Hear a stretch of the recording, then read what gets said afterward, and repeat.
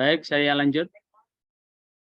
Ini kuliah saya rekam karena dari apa yang saya sampaikan ini nanti masuk dalam pertanyaan, nanti di pertemuan yang ke-6 nanti ada soal post-test. Ini jagani kepada mahasiswa yang tidak pernah masuk, nanti biar ada nilainya, tapi nilainya tidak bisa maksimal. Paling banter maksimal bagi yang jarang masuk, maksimal B. B+ maksimal. Maksimal B+. Kalau jawabannya excellent. Karena ada komponen-komponen yang tidak masuk. Yang sudah tak kasih nilai di atas 85 jelas, insya Allah itu A. Insya Allah A. Bahkan kalau 90 seperti Pak Zulianto, kemudian Pak Sunan, Mas Basor, ini sudah pasti A+ nilainya. Ada satu hal, memang sengaja pada pertemuan yang kelima ini saya pakai ini, blangkon. Blangkon ini adalah jenis udeng. Udeng itu ternyata singkatan dari diubet lek wis mudeng. Udeng itu singkatan dari diubetno lek wis mudeng. Lek durung mudeng diubetno, gak mudeng-mudeng, akhirnya bentuk ubetane ndak, bentuk lipatannya ndak bagus. Jadi kata udeng itu adalah sebetulnya orang dulu itu kan rambutnya panjang-panjang. Karena rambutnya panjang sehingga ketika dulu itu kan orang suka berperang dan sebagainya, kalau berperang itu kan mengganggu betul. Maka kemudian diikat itu rambutnya. Makanya udeng itu ada mandolo. Mandolo itu sebetulnya ini adalah ikatan rambut itu. Jadi mandolo itu adalah rambut yang diikat. Nah, ketika diikat, ini di zaman Sunan Kalijogo dikasih dua ini, ikatannya ngelembreh dua ini. Dua ikatan yang lembreh ini melandangkan asyhadu alla ilaha illallah wa asyhadu anna muhammadar rasulullah. Ketika mengikat, yang ada di batok di kepala ini tetap berpaku pada dua kalimat syahadat asyhadu alla ilaha illallah wa asyhadu anna muhammadar rasulullah. Maka tentu ada beberapa hal. Lah, muncul kalimat seperti itu adalah muncul dari ajaran. Muncul dari dogma agama, muncul dari ajaran agama, muncul dari dalil. Maka berangkat dari dalil itu kemudian membumikan dalil, caranya begitu. Maka sebetulnya beberapa tradisi-tradisi yang diamalkan oleh mayoritas umat Islam yang ada di Indonesia itu sebetulnya adalah membumikan apa yang ada di Al-Quran maupun apa yang di hadis. Sekali lagi, membumikan apa yang ada di Al-Quran maupun apa yang ada di hadis. Misalkan yasinan dan tahlilan. Yasinan itu adalah kegiatan rutin untuk membaca yasin bersama-sama. Memang kegiatan rutin untuk membaca yasin bersama-sama itu secara amalia tidak ada dalam zaman Nabi. Sekali lagi, membaca yasin secara bersama-sama dalam masa Nabi secara bersama-sama itu tidak ada. Kalau saudara punya kitab At-Targhib wa Tarhib, kitab ini ada 5 jilid. Ambil jilid 2 ya. Jilid 2 di bab Kitabu Qiraatil Quran. Bab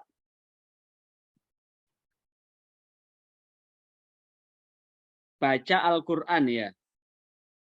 Termasuk di situ ada At-Targhibu fi du'a bidu'ai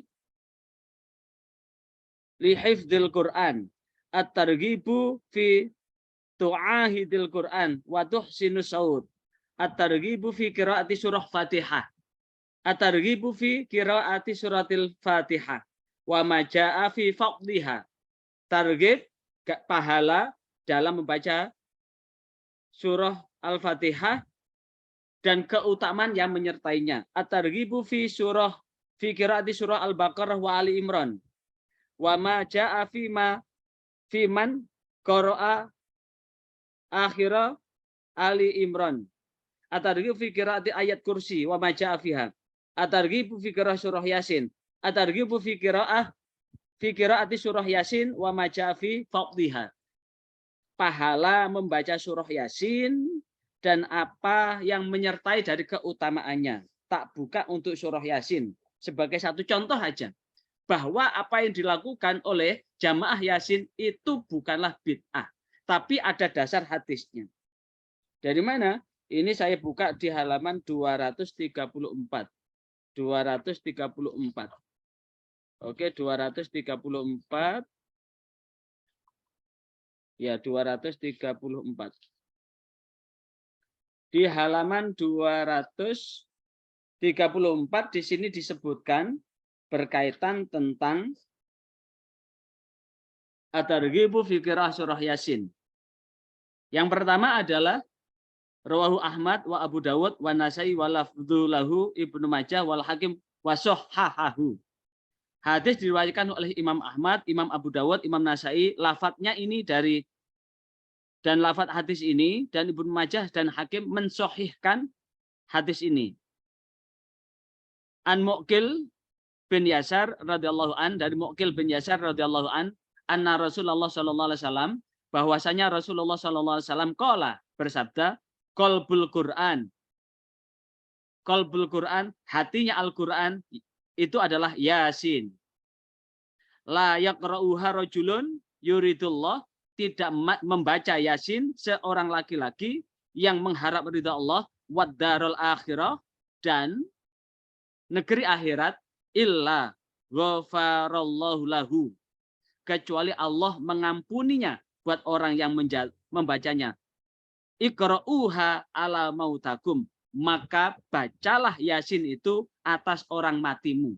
Maka ini orang menerjemahkan ala mautakum, itu ada yang menafsirkan ala mautakum adalah orang yang mau mati. Tapi mautakum itu juga di antara orang yang sudah mati maupun yang orang yang mendekati ajal. Nah, di antara orang-orang yang menolak membacakan Yasin untuk orang yang mati itu menerjemahkan ala mautakum atas orang matimu, itu adalah diterjemahkan orang yang mendekati mati. Jadi orang yang sedang sakaratul maut dibacakan Yasin. Padahal kata ala mautakum itu adalah baik orang yang akan mati maupun orang yang akan yang telah meninggal dunia. Itu. Dasar yang kedua, wari an Anasin radhiyallahu an, diriwayatkan dari sahabat Anas radhiyallahu an, qala Rasulullah sallallahu alaihi wasallam, inna likulli syai'in qalban. Sesungguhnya segala sesuatu itu punya hati. Wa qalbul Quran, hatinya Quran adalah Yasin. Man qara'a Yasin, siapa yang membaca Yasin, kataballahu, maka Allah mencatat di qiraatiha, dengan membaca Yasin itu qiraatul Quran asyra marat, maka dia membaca Al-Quran 10 kali. Jadi membaca Yasin 1 kali itu dicatat pahalanya seperti membaca Al-Quran 10 kali. Di dalam riwayat yang lain, ini hadis tadi adalah riwayat Imam Tirmidzi. Dalam riwayat Imam Malik, Imam Ibnu Sini, Imam Ibnu Hibban fi sahihihi, Ibnu Hibban di dalam kitab sahihnya, man qara Yasin fi lailatin, siapa yang membaca Yasin di dalam 1 malam, ibtigha wajhillah, mengharap ridha Allah, ghufira lahu, maka diampunilah dosa-dosanya. Maka inilah kemudian dijadikan sebagai satu kumpulan. Karena bagaimanapun juga berdasarkan dasar tadi, maka Yasin itu bisa manfaat buat orang yang membaca maupun orang yang dibacakan. Apalagi kalau kemudian kita hubungkan dengan hadis sebelumnya tadi, maka hakul yakin bahwa ini bisa masuk tembus ke orang yang didoakan gitu.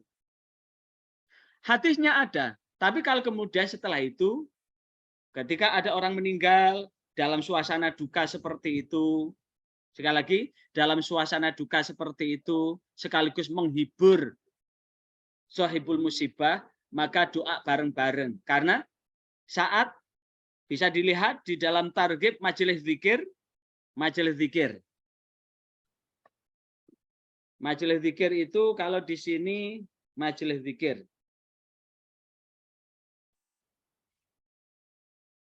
Majelis zikir. Tentang majelis zikir sekarang. 248. Tetap di kitab Targhib wa Tarhib jilid 2 halaman 248. 248.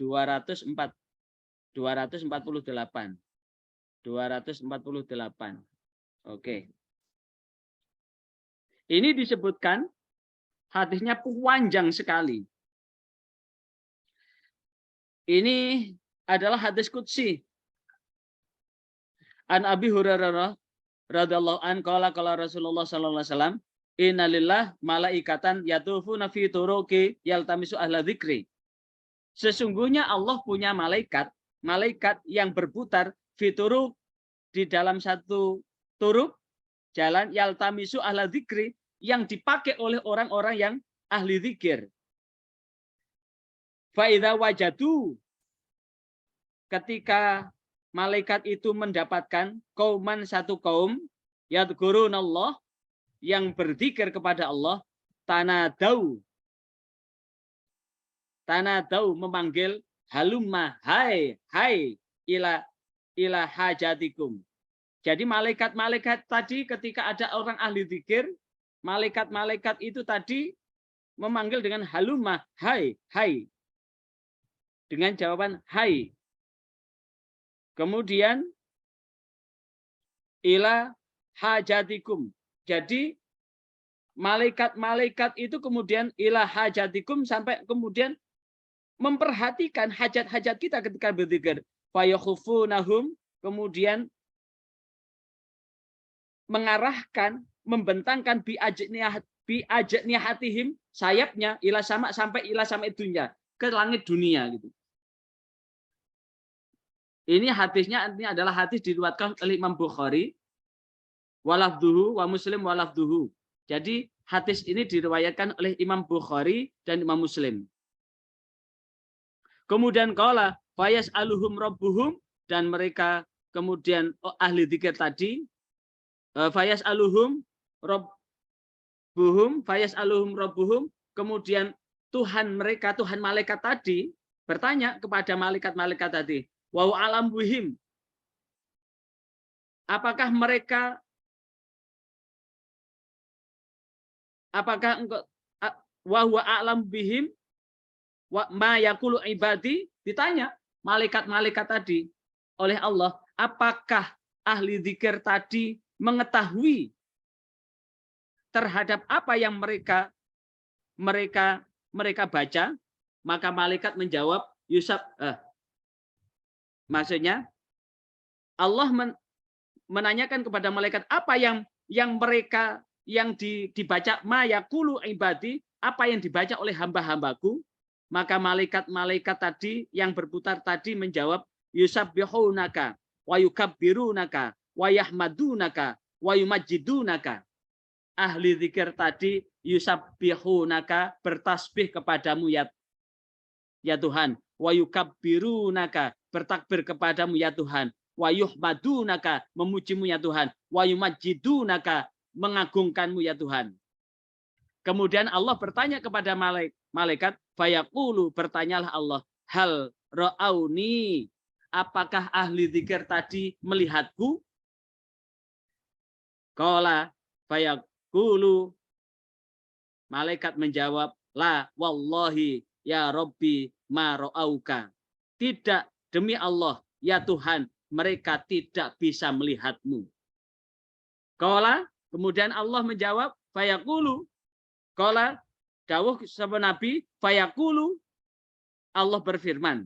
Qala, dawuh sapa Nabi, fayaqulu, Allah berfirman, fa kaifa lau aruni, bagaimana andaikan mereka tahu aku.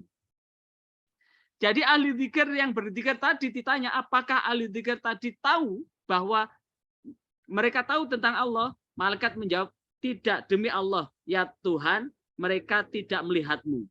Terus ditanya oleh Allah, fa kaifa lau aruni, bagaimana andaikan mereka melihatku? Qala, dawuh sapa Nabi, yaquluna, jawab sapa malaikat, lau ra'auka, andaikan mereka tahu mengetahui engkau ya Tuhan, kanu, sungguh mereka berada pada situasi asyaddallaka ibadan, akan bertambah mengibadahkan dirinya kepadamu. Wa asyaddallaka tamjidan, akan lebih banyak mengagungkanmu. Wa aktsaraka tasbihan, akan lebih banyak bertasbih kepadamu. Qala, kemudian Nabi melanjutkan sabdanya, fayaqulu, Allah bertanya kepada malaikat, fama yas'aluni, apa yang mereka minta? Qala, Nabi melanjutkan dawuhnya, yaquluna, malaikat menjawab, yas'alunakal jannata, mereka minta kepadamu surga ya Tuhan. Qala, Rasulullah bersabda, fayaqulu, Rasulullah melanjutkan ceritanya, fayaqulu, kemudian Allah bertanya kepada malaikat, wahal ro'auha, apakah ahli zikir itu tahu tentang surga? Maka malaikat menjawab, la wallah ya Rob, ma ro'auha, tidak, demi Allah ya Tuhan, mereka tidak mengetahui tentang surga itu. Kemudian, bagaimana andaikan mereka tahu tentang surga? Malaikat menjawab, lau annahum ra'auha kanu asyadda 'alaiha hirsan. Andaikan mereka tahu wujud jemblegernya surga, maka sungguh dia akan senantiasa menjaga, berusaha untuk masuk surga. Artinya apa? Ini betul-betul di ahli zikir ini diberikan bentangan-bentangan yang luar biasa. Maka kemudian di dalam riwayat Imam Muslim, Imam Tirmidzi, Imam Nasai disebutkan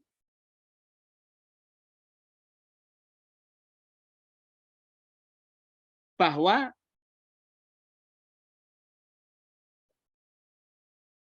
ini di dalam riwayat Imam Ahmad ini, ma min qaumin, tidak ada satupun dari kaum ijtama'u, yang berkumpul satu kaum, yadhkurunallah, yang berzikir kepada Allah Azza wa Jalla, ya la yuriduna, mereka tidak mengharapkan apapun bidzalika itu, illa wajahahu, kecuali ridha Allah, illa nadahu munadin, kecuali mereka akan dipanggil dari orang yang menanggil minas sama, angkumu maghfurul lakum qad budilat sayyi'atukum hasanat, kecuali mereka akan dipanggil dari langit untuk dijumenengkan, ditegakkan, ditunjukkan maghfuron, mereka akan diampuni, qad budilat, sungguh telah diganti sayyi'atuhum, keburukan mereka, hasanat, dengan kebaikan. Artinya apa?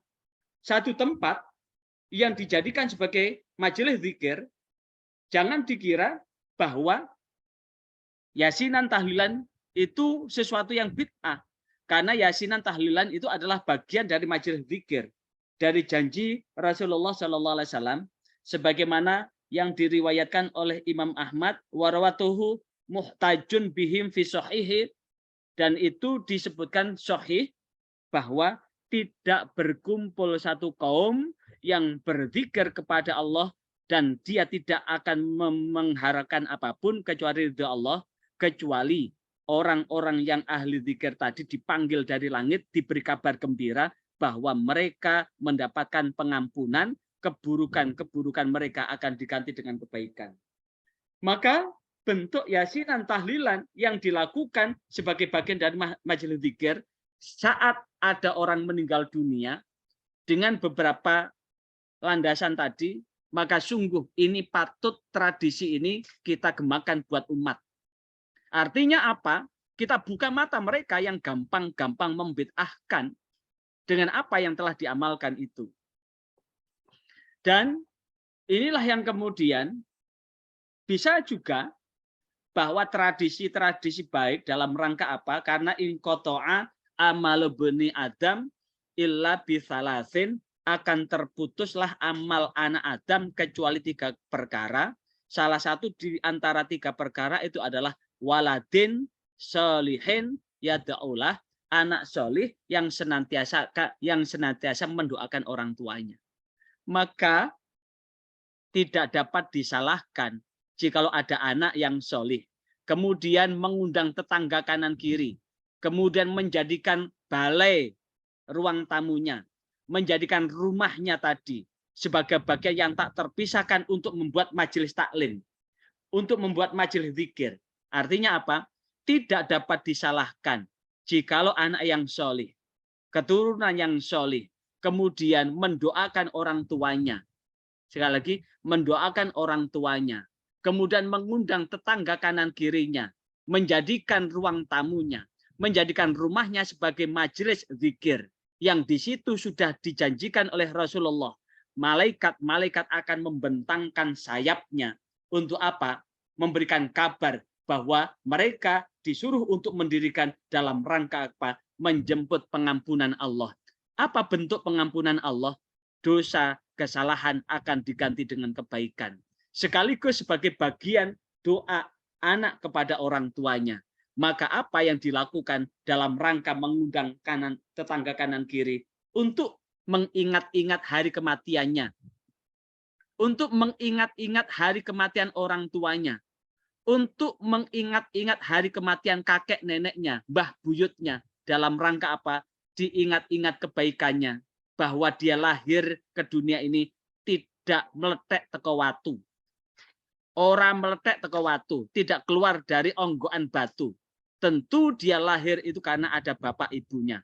Bapak ibunya ada kakek neneknya. Kakek neneknya ada buyutnya. Buyutnya ada canggahnya. Canggahnya ada udek-udek. Udek-udek ada gantungnya. Gantung ada siwur dan sebagainya. Sampai ke atas. Tentu dalam rangka mengurai kebaikan-kebaikannya. Maka ketika di dalam perayaan Hol itu kan disebutkan kebaikan-kebaikannya kan. Kalau kemudian kita menggunakan apa ya? Menggunakan dalil akli, sekali lagi menggunakan dalil nakli maupun akli. Dalil naklinya adalah ada 3 pemuda yang tersumbat, tertahan oleh batu besar sehingga dia menyebutkan kebaikannya. Nah, maka kemudian kita sebut kebaikan orang tuanya. Kita sebutkan kebaikan mbah-mbahnya. Kita sebutkan kebaikan-kebaikan semasa masih hidup. Maka ini dalam rangka apa? Mengurai karomah, karunia dari Allah Subhanahu wa taala. Kekeramatan dari Allah Subhanahu wa taala.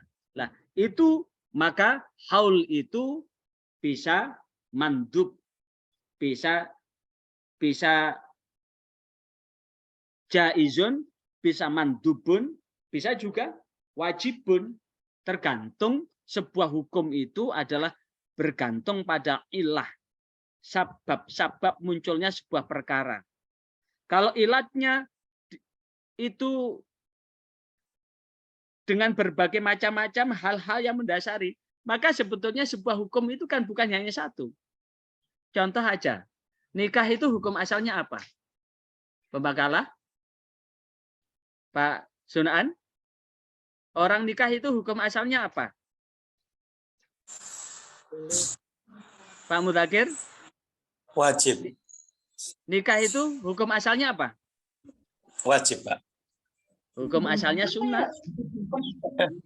An-nikahu sunnati, faman raghiba an sunnati falaysa minni. Hukum asal nikah itu sunnah. Tapi buat laki-laki yang sudah bekerja, sudah mapan, jikalau dia tidak menikah, imannya memang kuat, tapi emennya tidak kuat. Setiap ketemu gadis cantik langsung greng. Langsung nawari, saya, ayo ke sini, tak kasih uang 10 juta, tidur sama saya semalam. Jadi uangnya itu hanya untuk membeli sate aja, tapi tidak mau membeli kambing. Jadi setiap hari membeli sate-sate yang tidak halal-halal itu. Nah, itu sebetulnya secara nafkah dia mampu, tapi tidak bisa kemudian dia melakukan pemenuhan hasrat birahinya itu secara halal, maka orang tersebut itu adalah hukumnya wajib untuk menikah. Karena apa? Dengan menikah aghadul basar wa ahsanul farj. akan memejamkan mata dan menjaga kemaluannya. Tapi kalau ada laki-laki gelimbang, gelimbung, wae mergawe, ada orang bekerja masih tidur, tidak mau bekerja, tidak mau semangat, kemudian dia ingin menikah tapi menjadi beban orang lain, bisa juga minimal makruh sampai haram. Apalagi kalau kemudian ada seorang pemuda, ada janda kaya tapi usianya 70. Jadi ada pemuda tampan dan ketemu janda kaya usia 70, hartanya bertriliun-triliun, kemudian dia berniat menikahi janda kaya usia 70 tadi dengan harapan supaya segera dapat warisannya bila perlu, kalau tidak mati-mati dikasih racun tikus gitu. Maka proses pernikahannya hukumnya apa tadi? Wajib, sunnah, mubah, makruh, haram. Haram. Jadi misalkan, naudzubillah ya, ada seorang laki-laki saat pertama dia naksir ditolak, tapi akhirnya kemudian dia terobsesi untuk menaklukkan sehingga datang ke dukun. Oleh dukun dikasih wirid untuk mengikat jiwanya. Tapi dia hanya ingin membalas dendam atas perlakuannya. Dia akan menikahi perempuan itu, akan dikejar, diwirid sehingga jiwanya diikat, tapi tujuannya adalah untuk balas dendam. Maka proses nikah seperti itu hukumnya haram karena tidak ada manfaat untuk keduanya. Artinya haram. Apa? Jangan kemudian sedikit-sedikit sebuah amalan dikatakan haram. Memang betul, jikalau kemudian umat ketika berziarah, misalkan yang saya contohkan tadi, ke Mbah Ampel. Di sana dia minta anak, kemudian waktunya sholat tidak sholat, dia hanya tidur di situ dengan harapan supaya kejatuhan buah mengkudu.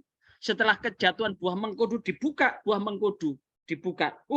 Isinya banyak buah mengkudu ini. Berarti sebetulnya istri saya ini anaknya banyak ini, bijinya banyak, beniknya banyak. Wong buah mengkudu itu memang bijinya banyak. Kalau kemudian tidak ada bijinya itu kan buah pisang. Kecuali pisang apa yang banyak bijinya? Pisang kluthuk. Semua buah mengkudu kan ya ada bijinya. Lah, itu kemudian diyakini ya jelas itu sesuatu yang musyrik, itu menyekutukan Allah karena minta itu hanya kepada Allah Subhanahu wa taala. Kemudian saya share tadi dari apa yang disampaikan oleh Pak Sunan tadi ya.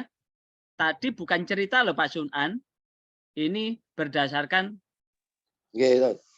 ini yang terkait dengan tadi Nabi ini di Hujjah Ahlussunnah wal Jamaah. Rawahus Syaikhan wa Tirmidzi wa Nasai wa Abu Dawud. Diriwayatkan dari Syaikhan itu adalah Imam Bukhari dan Imam Muslim, wa Tirmidzi Imam Tirmidzi, wa Nasai Imam Nasai, wa Abu Dawud dan Imam Abu Dawud, annahu sallallahu alaihi wasallam, bahwasanya Nabi sallallahu alaihi wasallam bersabda, bahwasanya Nabi Muhammad sallallahu alaihi wasallam marra lewat ala qabraini, atas dua kuburan. Faqala, kemudian Nabi berkata, innahuma, sesungguhnya dua orang yang dikubur ini la yu'adzibani, sungguh telah disiksa keduanya. Wa ma yu'adzibani, dan tidak ada siksa keduanya fi kabirin, kecuali siksa yang sangat pedih. Jadi dua orang itu yang sedang dikubur itu mendapatkan siksa yang sangat pedih begitu. Yang sangat dahsyat begitu. Aifinadrinas, dalam pandangan manusia. Jadi siksa sangat besar sekali. Sangat menyesakkan dan menderitakan begitu. Di antara dua orang itu amma ahaduma, adapun salah satu di antara dua orang yang sedang disiksa itu fakana ono sopo wong sopo ahaduma iku yamsi lumaku sopo ahaduma bin namimah kelawan adu-adu. Jadi yang satu tadi disiksa karena suka adu-adu, suka jual beli omongan nggone A didol nang nggone B, dandang dionekno kontol, kontol dionekno dandang. Artinya apa? Untuk yang Nusa dari NTB, dandang itu kan bawahnya kan hitam, kontol itu putih. Barang jelek dibilang baik, barang baik dibilang jelek. Itu pekerjaannya sehari-hari. Sehingga dia membawa dosa yang banyak sekali. Wa ammal akharu, adapun yang lain, fakana ono sopol al akharu iku layas tatiru ora tutuk mimbaulihi oleh ngoyoh. Jadi ngoyohe kalau kenceng tergesa-gesa, wong namanya kenceng tergesa-gesa itu kira-kira masih mantul enggak? Pak Mudakir, kira-kira orang kenceng yang enggak tutuk itu masih mantul enggak? Masih, Pak. Masih, Pak. Masih mantul ya. Mbak Ihrisa pernah ya kenceng enggak tutuk ini? Pernah, Pak, saya, Pak. Ya. Enggak, Kalau Pak. masih mantur, kira-kira manturannya itu kemana? Ke sempak? Baju nggak sih? Di Ke rok. sempak, ke baju. Ketika sempak bajunya itu ada kencengnya, sholatnya sah enggak? Tidak. Bimbotan, Bapak. Sholatnya enggak sah kan? Karena tidak memenuhi syarat suci badan, pakaian, dan tempat dari najis. Itulah yang kemudian karena kencengnya enggak tutup, enggak tuntas, itulah yang kemudian menyebabkan ibadahnya tertolak.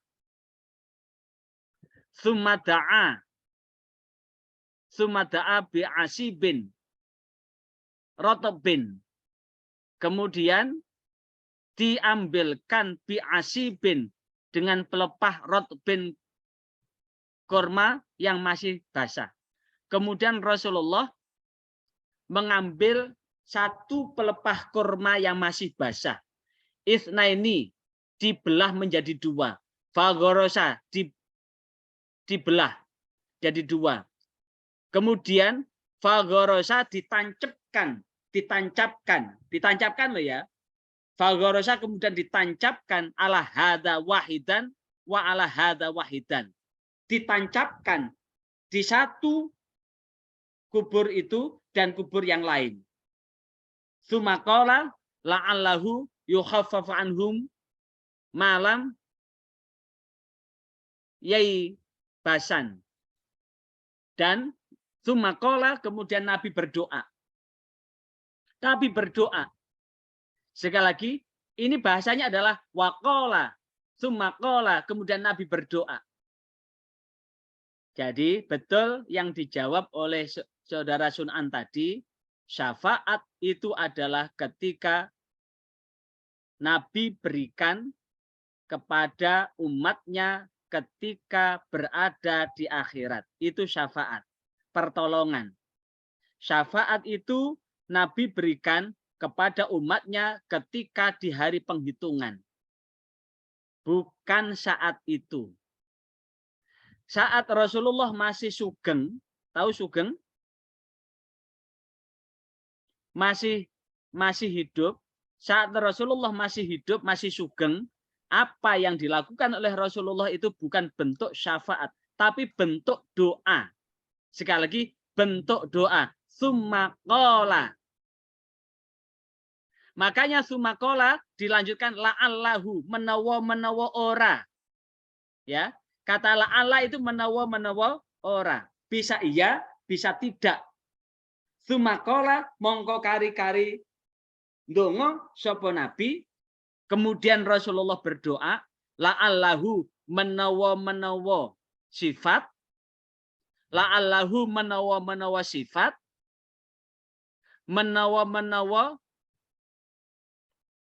menawa sifat, yukhaffafu dan ringanaken anhuma kanggo wong loro sing entuk siksa iku mau. Malam yai basan selama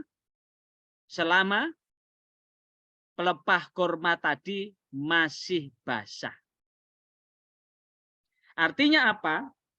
itu sebagai bukti bahwa itu adalah sebagai ikhtiar Nabi untuk mendoakan orang yang sedang mendapatkan siksa itu, dan kemudian selama pelepah korma tadi itu masih basah, selama itu pula mudah-mudahan diringankan. Sekali lagi, bukan dihapus loh ya. Yukhafafu itu diringankan dosanya. Kemudian warawat Tirmidzu an Hani Maula Sayyidina Utsman radhiyallahu an, diriwayatkan dari Imam Tirmidzi dari Hani Maula. Maula itu adalah anak angkatnya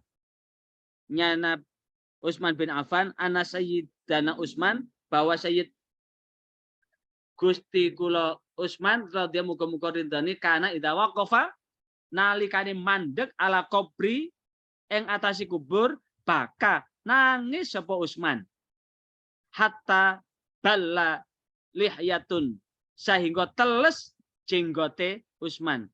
Kilalahu, ditanya padanya, ada gurul jannah wan nar wala tabki wa tadhkurul qabra fatabki. Apakah engkau ditanya oleh ini, oleh Hani tadi, apakah engkau menangis ini karena engkau mengingat surga dan neraka? Tapi Utsman menjawab, Sayyidina Utsman, la tabki wa tadhkurul qabra fatabki. Menangisnya Sayyidina Utsman itu karena ingat tentang siksa kubur. Artinya apa? Bahwa siksa kubur itu betul-betul ada dan dilakukan oleh Nabi tadi dalam rangka apa? Mendoakan orang yang sedang meninggal dunia. Maka kemudian menggunakan kias pelepah korma, sekali lagi menggunakan bi'aisin rotobin, dengan pelepah korma yang masih basah tadi, maka diambil kira-kira apa yang bisa ditaruh. Maka orang Jawa ngambil bunga. Sebetulnya di antara bunga yang ada itu bunga semboja loh ya. Ini sudah saya uji coba.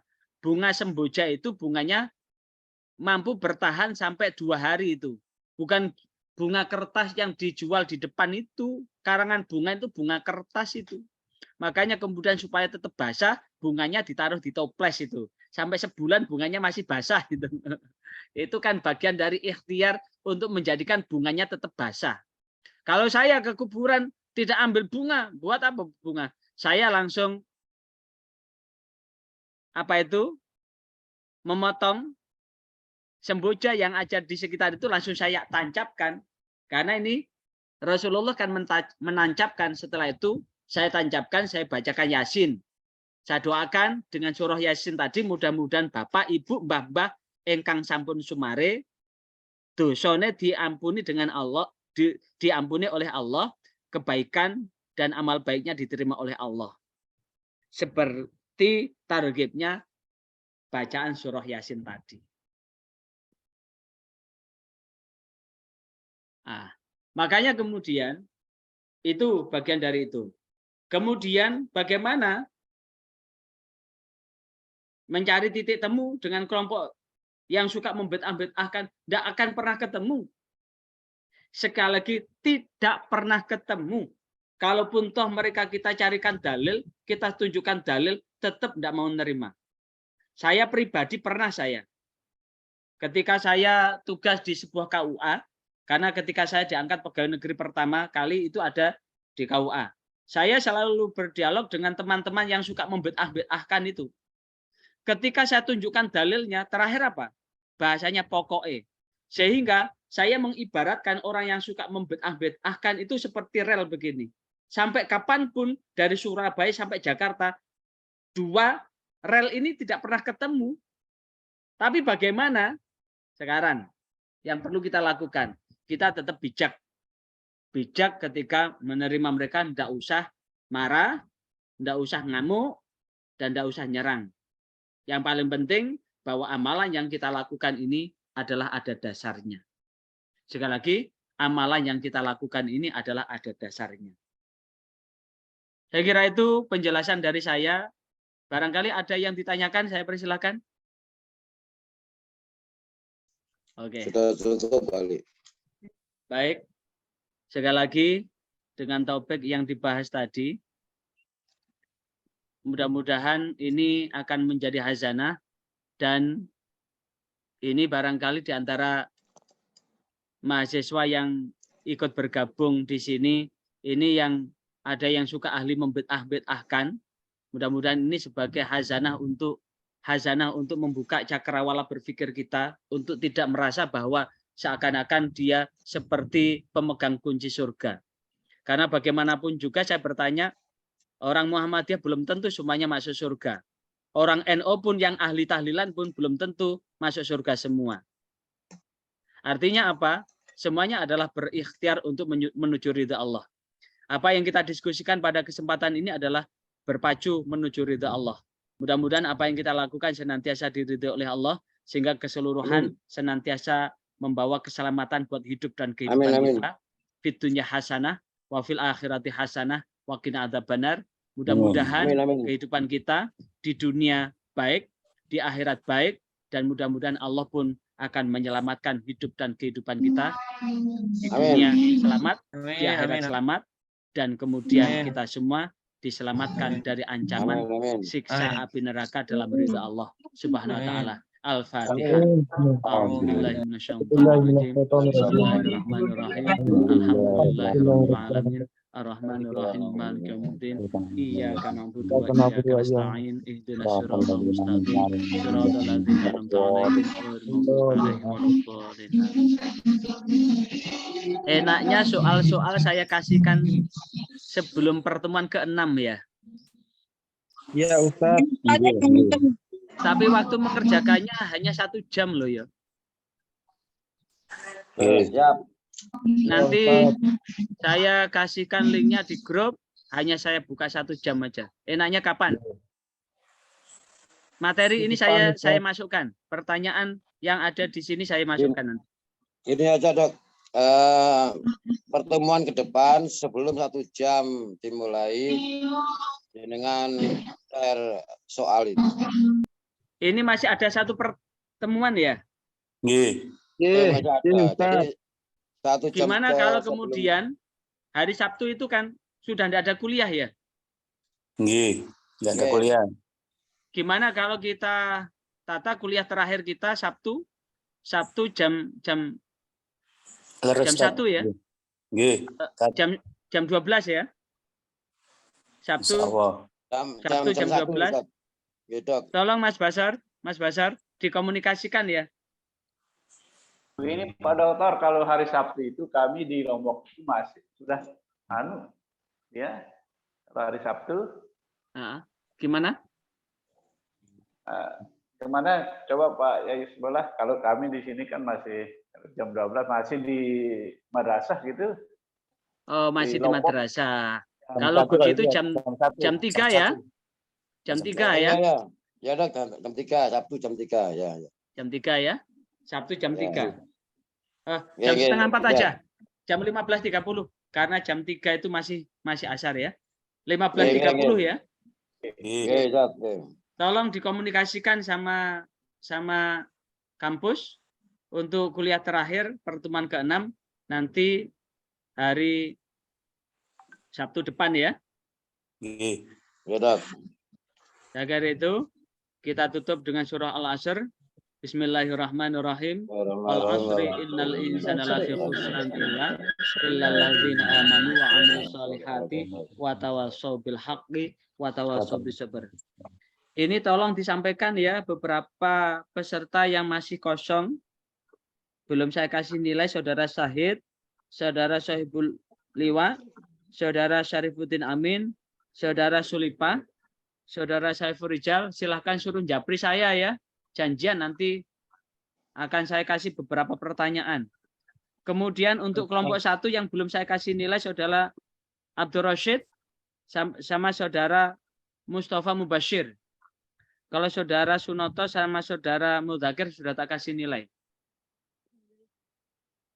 Yang belum ada nilainya adalah saudara Abdul Rashid, saudara Mustafa Mubashir. Saiful Rijal belum ada nilainya. Kemudian saudara Maria Ulfa, ini juga belum ada nilainya. Maria Ulfa masih kosong karena waktu presentasi yang bersangkutan tidak ada. Saya kira itu ya. Subhanakallahumma wa bihamdika asyhadu an la ilaha illa anta astaghfiruka wa atubu ilaik.